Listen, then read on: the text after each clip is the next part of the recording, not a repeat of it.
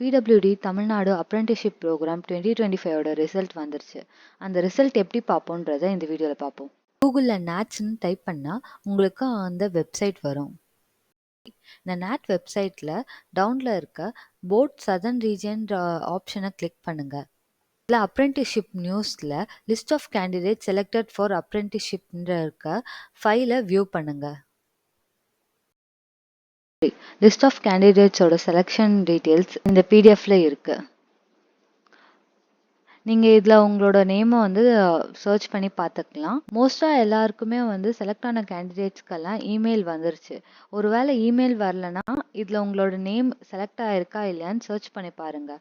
அதே மாதிரி லாஸ்ட்டாக 2 pages not eligible candidate.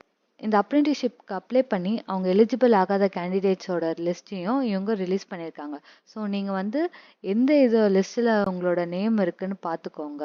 Select ஆன கேண்டிடேட்ஸ்க்கெல்லாம் மெயில் வந்திருக்கும். அந்த மெயிலே training place and then date of ஜாயினிங்லாம் அவங்க மென்ஷன் பண்ணியிருப்பாங்க.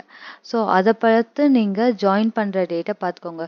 அவங்க 15 டேஸ் வரைக்கும் டைமிங் கொடுத்துருக்காங்க ஜாயின் பண்ணுறதுக்கு. அவங்க கொடுத்துருக்க இன்ஸ்ட்ரக்ஷன் எல்லாம் கரெக்டாக பார்த்துக்கோங்க.